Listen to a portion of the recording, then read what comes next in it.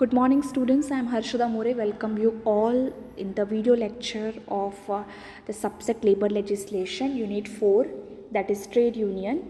In today's class I will explain the last part of which is associated with unit 4, that is what are the different functions of trade union. What are the different functions of trade union we are going to discuss. First is militant function. What is this meaning of militant function? So it is helping the employees to get higher wages. Secondly, it is helping employees to get a better working condition. As you people know, if employees are getting a good working condition, they will put more efforts in their work and automatically it will impact on performance of the organization. Okay. Secondly, to provide justice to employees. If something is bad happening with the employees or any mishappening is happening, then the employees can take help of trade unions, and trade union will help to provide them a justice. Second is political functions. So political function is where trade unions are helping even the political parties in the form of collecting donations, we can say, in the form of helping the political parties in the enrolling the members in the at the time of voting. It can be also seeking help of different political parties at the time of strikes or due to any layoff situation. So that is what a political function is. Next is fraternal function. Fraternal function is something, the quality which is or function performed by a trade union as such, like your father. Okay, that can be generate self confidence among the different workers. It can be provide different opportunities for promotion, growth, where they are taking care of whether employee should move from a good from a better situation. Okay. Next is what are the different social functions. Social functions are conducting different welfare activities. It can be it can be even providing education facilities to the children of the employees. It can be publication of the periodicals, research. So these are the social function where trade union is helping employees to interact with the colleagues, to how to interact with the colleagues, or it can be in the form of giving education facilities, scholarship facility, giving transportation facilities to the employees. So next one is what are the different factors which are affecting the growth of trade union. What are the different factors? So first is outside political leadership. So as you people know, our former president of India, that is V.V. Giri, was a leader of a trade union.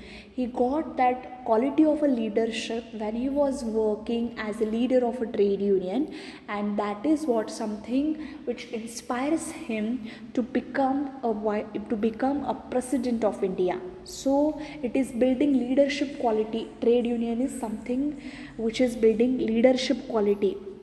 Second is multiple unions.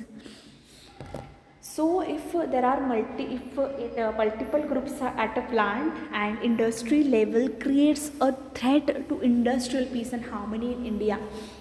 So suppose जर एखाद्या ऑर्गनायझेशनमध्ये खूप सारे employees असतील and we are establishing different trade unions.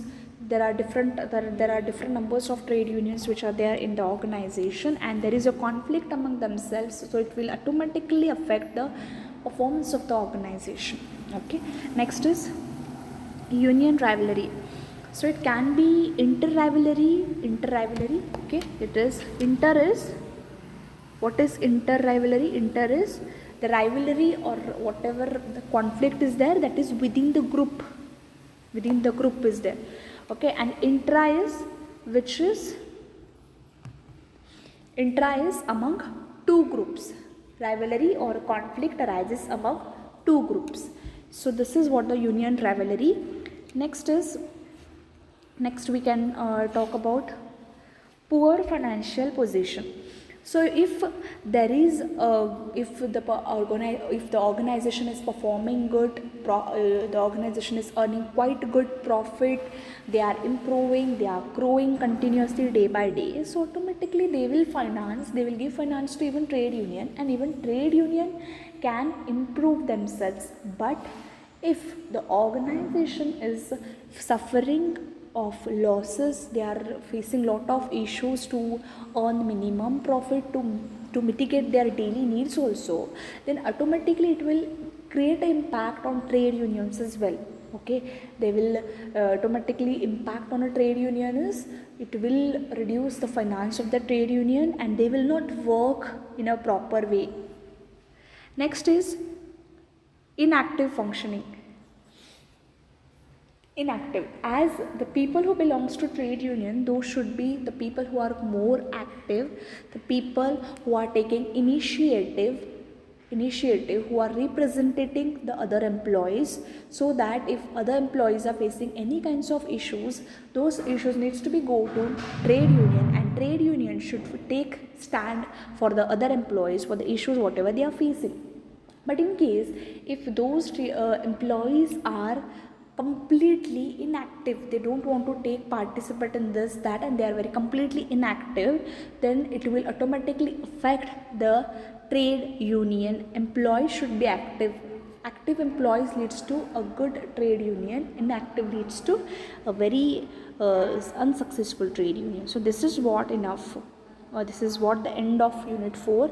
So where we have discussed different factors, such as we have discussed in today's class, we have discussed what are the different functions of trade union. In that we have discussed militant function, we have discussed political functions, we have discussed fraternal functions, we have discussed social functions, and then we have also come up with the one more topic, that is what are the different factors, which are affecting the growth of the trade union, such as outside political leadership, multiple unions, union rivalry, poor financial position, and inactive functioning of the trade union. So these are the factors which we have studied.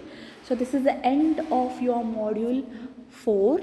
Okay, so last module is regarding workers' participation. So in the next class I'll be starting with that module. Yes, thank you.